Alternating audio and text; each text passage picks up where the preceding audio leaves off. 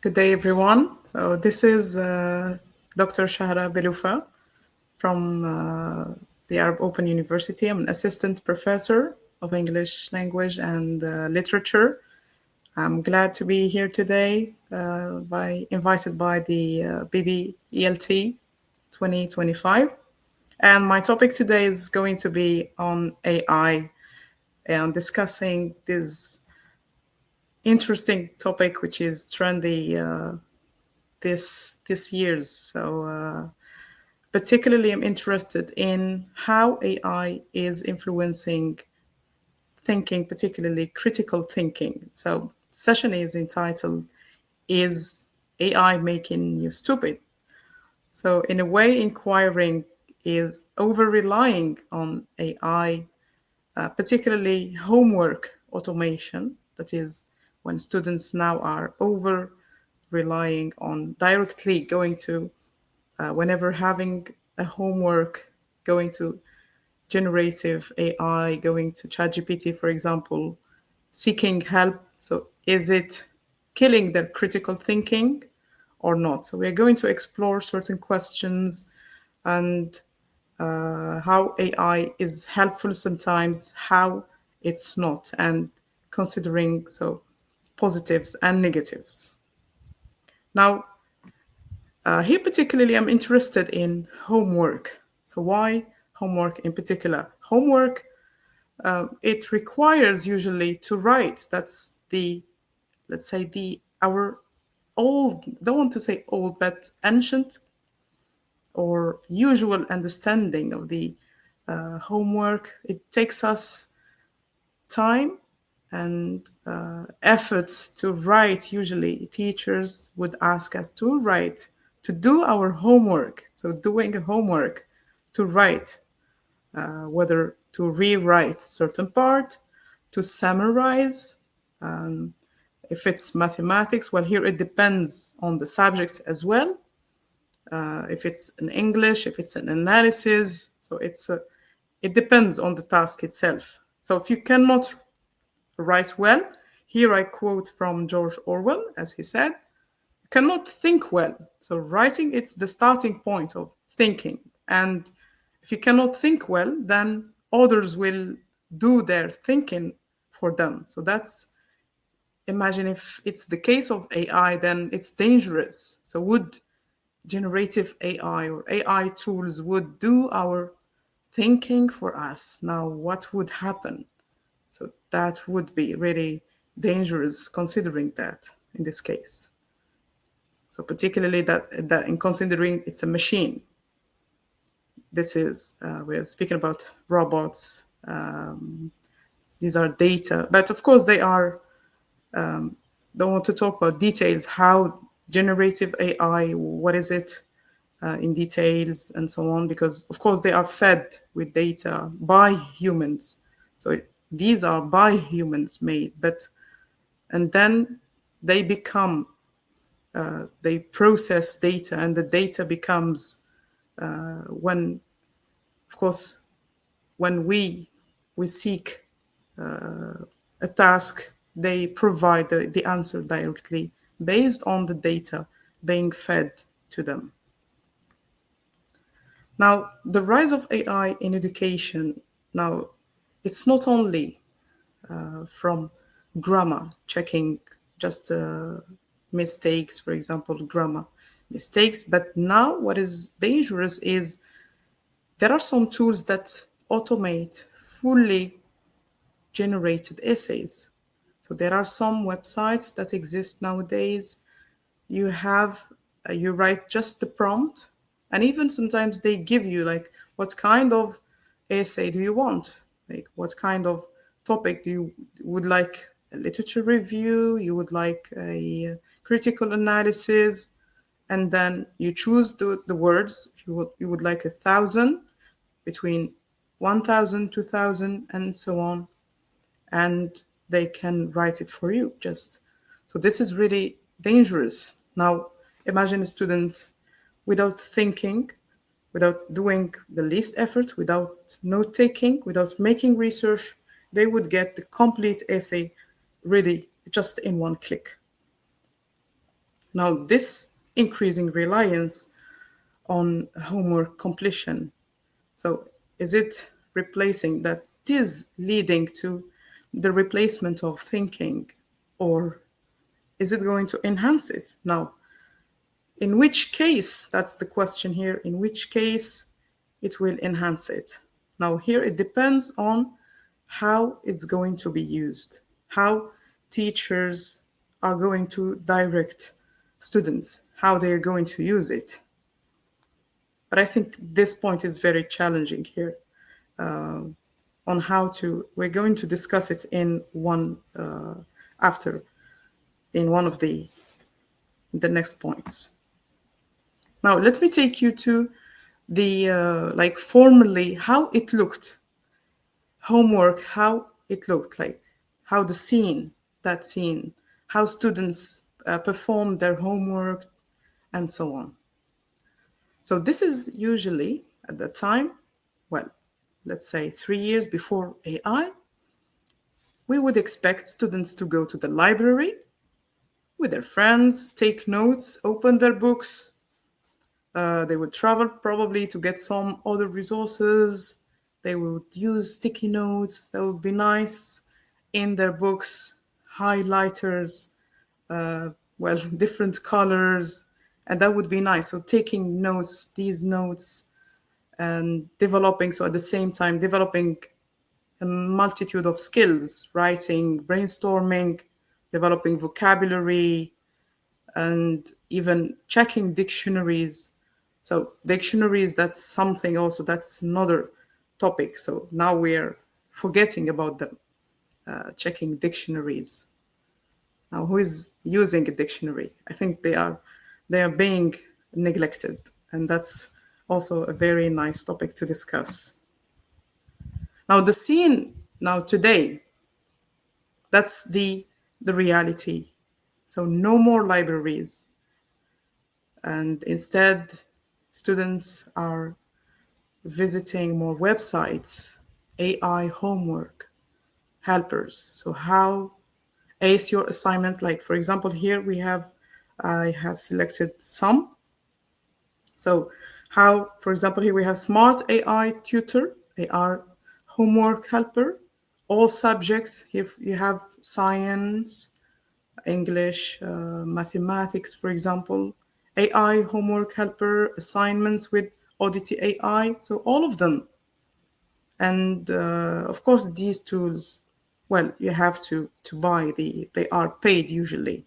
You have to upgrade and you have to pay. So they can, you get the full, I mean, the essays and all written references. I've tried, by the way, just as an example, there is a website which is called Author, so which is author, but no, I and third, THOR, and then you can use, that is, you can use the prompt. You just click and then you get, of course, sometimes I have noticed when reading the essay that it gives, I mean, the answer, it has a lot of hallucinations, so a lot of false information. It can give, it can give even like wrong, if you ask for study, then it can give wrong numbers, even false numbers, fake numbers. Like can imagine numbers for you. It can names, even sites. So I think this is dangerous. And what is more dangerous is it goes through erasing the AI. That when it gets the what is it called, the AI detection. So you will find that there is no, it hasn't been written by AI. It bypassed the AI detection. So this is also, which is more serious. Nice. Now, what skills, when looking at these two scenes, the first one, students who were performing their studies and doing their homeworks in the library, and students who are now relying on AI tools, automating their homeworks with AI websites and AI tools. Now, there are skills that are being lost. They are losing. Even those who are smart, they are intelligent. They were reading a lot, so probably there is a need to conduct a study here. They might they would be lazy a little bit, I think. They would rely on using just ChatGPT, relying on these tools because it will minimize the effort, yes. So they will rely on these tools. Reasoning will be less engagement with reasoning. So instead of reading a paragraph of 4 lines and then trying to think what it says, particularly if it's literature now, if we speak about poetry or literature that is something else, art, so creative expression now also. So these skills will be lost. Now for research, writing, taking notes, here the skill of taking notes as well will be lost.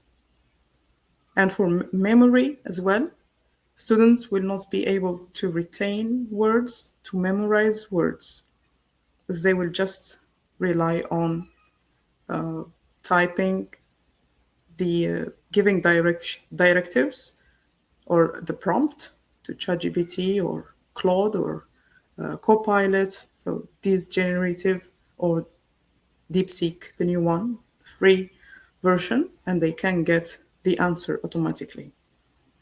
That's why. So it allows or takes, let's say, drives them to the to a way which is really weakening weakening their skills instead of strengthening their skill. I think there should be a consideration for that as the TV or the smartphone, like when there is the psychologist, when they put that there is a certain age, at this age, some the children they are not allowed to watch TV. So for AI, I think it's the same. So there are some limits that should be put, that AI shouldn't be used by students at this age. Students who are still developing in their, who are still in the, let's say, still discovering their own skills, still developing their memory, still trying to develop their writing skills or summary skills, still performing their research and their autonomy until a certain age when they become PhDs or master students. Now, I think they will be able to be free to direct their own learning. Now, different studies were conducted, and when I checked, they made some research.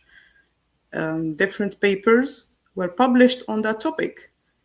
A lot of papers, and even on newspapers. So papers, academic papers, and newspapers. So an example of a systematic review, you'd find that paper on Elsevier by Zai. So they found that students, they when they over relied on AI dialogue system, that influenced negatively, affected their cognitive capabilities, particularly in decision making. So the analytical skill, analytical reasoning diminished. Here also another article, just a selected the title, using AI tools like ChatGPT can reduce critical thinking skill. It can reduce. I have written as well a chapter. It was published within a book, critical thinking, but I was interested in literature teaching, in teaching literature. And it was in a kind of a discussion, literature review, not a study. But I included a comment which was interesting, is that, see, the practice of engaging in the dialogue with ChatGPT. So I called that a counter effect. So when you engage with ChatGPT, when you discuss, you write the prompt, ChatGPT answers, and then you continue to clarify, and then you're on an ongoing debate sometimes. So here it depends on the person. Sometimes the person just would like just sentence, and then when they get the, it depends, the essay or the paragraph, so it's enough for them, and they just copy paste. So that's what they like, what they wanted. But some, they think about refinement. So if you go that process here, you're developing your own thinking, and you go in that conversation, and even you are making ChatGPT even get accustomed to your own thinking, because ChatGPT, if you have a particular version, but of course your own paid, then you're in the dialogue, it will always kind of remember you. It will be like your partner. So each time, and then get used to your tone, to the way you work, to the way you think.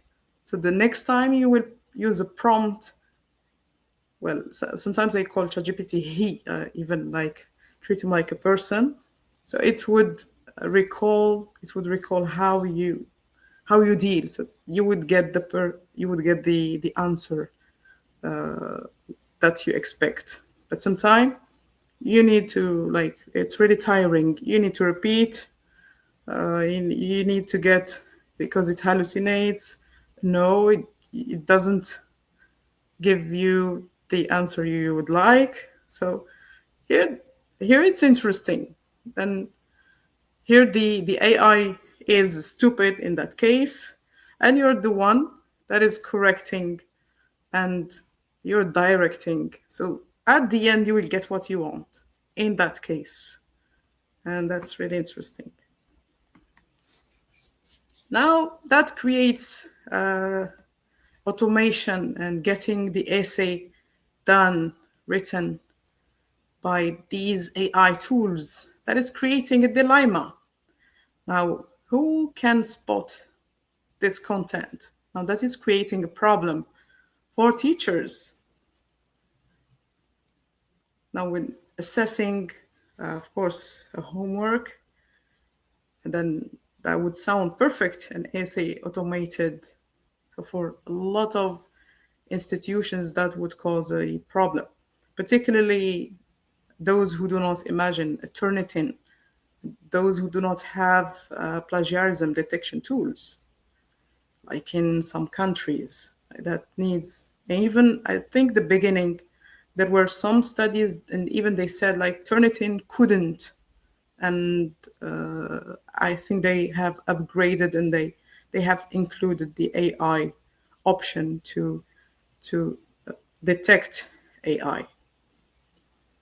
So identifying what is original work now is becoming hard. So it's adding another responsibility for teachers, another, let's say, area to work on, another burden, and another, well, an area to really make research on, and to think about assessments, to improve them for their planning, how they are going for the techniques as well. Now it's time to shift formative and summative assessments, how they will be in future. Now, are we going to stay just in essay writing? I think we need to think about other ways to avoid this just detection and escaping the bypassing AI detection tools. Now, the problem is when students use the bypassing these detection tools.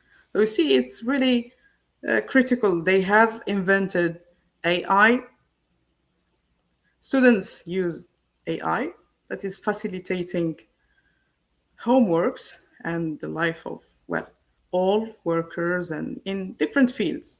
And then we have AI detectors. Well, to find because it's not ethical to use AI. And then there is humanizers, AI humanizer. Then they found the way to bypass AI detection. So isn't it like a paradoxical? It's a little bit uh, like a process which is a little bit paradoxical. So think about when the homework is automated by an essay AI generator. The work is checked and, well, it's perfect, even. I mean, the teacher wouldn't remark that it's by an AI generator, but they can feel, and there were even studies on that, the capability of teachers to detect some, because the tone of ChatGPT, if you read constantly ChatGPT, constantly the content generated by generative AI, you will, oh, immediately read that, oh, yes, this is AI. I remember once I sent, it was, oh, that's something really funny. I sent a message, a birthday message to my husband, and he told me like, this is generated by ChatGPT. Okay, thank you. Like, he didn't appreciate, so I use ChatGPT because anyway, you see, it's not authentic when it's ChatGPT anyway. It's not. Now, what can we do when we use ChatGPT? This is the question. Like everything is done with AI, with generative AI, emails automated by ChatGPT, now blogs even written. So all the content, you go to LinkedIn, posts generated by most of professionals by ChatGPT. So all contents generated with the help of ChatGPT. Even literature now is written, co-written by AI. But the question of humanizers also, it's posing the problem of ethics. Now, what about when they use AI humanizer? Is it still ethical? What about, I mean, how students, not students, but students, they want to have an A plus in their homeworks. How would teachers, well, if they will analyze the essay when it goes to, let's say, Turnitin, find this is 100% human. So, and it's not, well, they have used AI humanizer. So it's not ethical. And that's a very important, that's posing a problem. Now, what is human thinking in all these actions? Well, as I said, this is a paradox. You see how when we're finding ways to escape ChatGPT. This is, we're thinking, humans are thinking here. So this is an ironic, let's say, ironic paradox. We're thinking cleverly just to escape this AI, the fact to be caught that it's an AI generated text. So that's all. This is the human thinking, but still, that's clever. Huh? That's kind of cleverness here. Now we need to consider AI. Yes, it's dangerous and it can make us think, it can make us more clever, not stupid. Well, stupid if you only rely on it and stop thinking. If you stop thinking, yes. Stop thinking and just looking at the content, accepting the content, absorbing the content. Now, it can be a good partner if you use outline, if you generate AI, you modify things with AI. You give AI the direction, you modify, and then it's you who will accept the content or not, modify, you summarize. Now, there are some tools, really interesting research specifically that would help researchers. So, students who are doing research, there are like SciSpace and Perplexity. So, that's referencing. So, these are research tools. So, no more hallucinations, really according to ethics, research ethics, and so on. Now, it can help those who struggle with speaking. So, you can speak with AI, some tools to help with pronunciation. That's amazing. It can enhance your clarity as well, or particularly for a homework, you're struggling with certain ideas that are not clear. I would like to say certain, particularly for those whose English is not the first language, foreign language, they can translate certain words. They can use rephrase please, certain prompts, or can you say this academically, adapt the tone, the clarity. So this would be a great partner in this case. As a creative, some would like to be poets. They have certain ideas, they have drafts, and they would like they might have, they would like to have a rhyme, and they are struggling how to adapt certain lines or certain verses to that. So they might ask ChatGPT or another generative tool to have that. So there are different ways we can have AI as a thinking partner and not as an enemy or just letting AI do the work. So AI is not making us stupid, but lazy thinking is. So not being lazy, that's the key here. Now we need to have literacy, and students and our children, the community, there should be an awareness of how we should use AI. There should be a guided use. So in the beginning, when it started to be used, there was a resistance. But then now we can see some manuals on how it can be used. Still, UNESCO, like, so from time to time they provide ethics, universities as well. Each time they update how they can use it in research, how it can be used within classrooms and so on. But at the same time, still there is this struggle. We feel that there is this with students, that high percentage of students, they are using ChatGPT in their work, in their essays. So with students and this, so here, why this probably laziness, why this over reliance is because of the, that's another facet of the problem, is the reliance, I think, is the use of social media. The phone, well, now relying on just social media, now doing things easily, that would, of course, hinder and make youth, teenagers not read.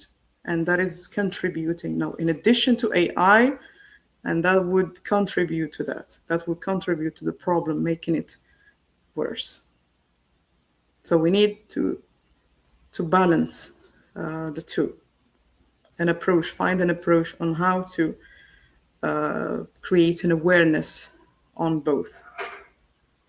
Now we need also to change in the how to change the assessment, how it should be, the format, its planning, focus as well on employability skills. Now in the future, now the work employability skills such as business work, not only on writing, so communication skills, soft skills, these skills that prepare our students for market and business, and also cognitive skills. And here for those interested with Bloom's taxonomy, so there are now attempts that might revisit Bloom's taxonomy to align with AI, and as well prompt engineering skills. So as I said, that examples, if you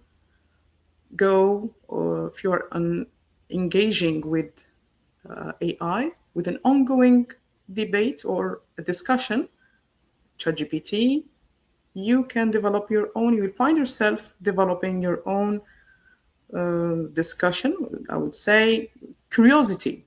So you ask a question, but here as well, there should be also some limits. Well, curiosity is as well very, I wouldn't say very, but there are limits. Well, should be in a positive way.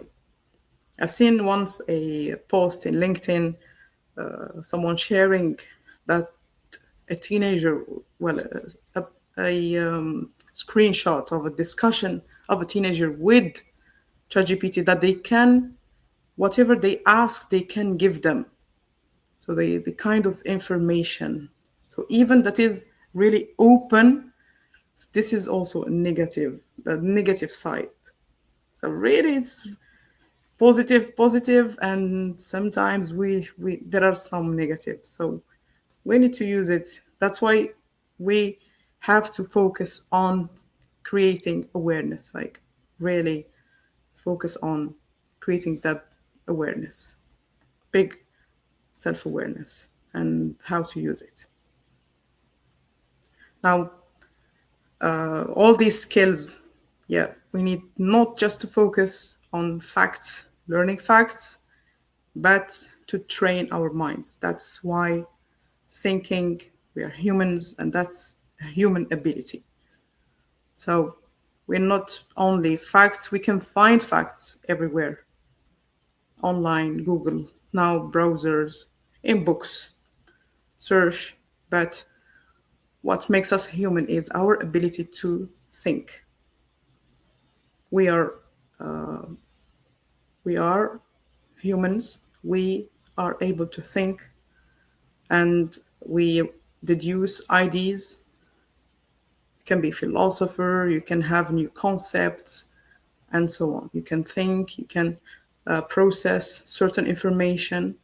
You accept according to yourself. You consume what you think it's appropriate for you, and so on. And that's, I conclude with this note by Albert Einstein. And I thank you for your for listening and your active participation. Thank you, everyone.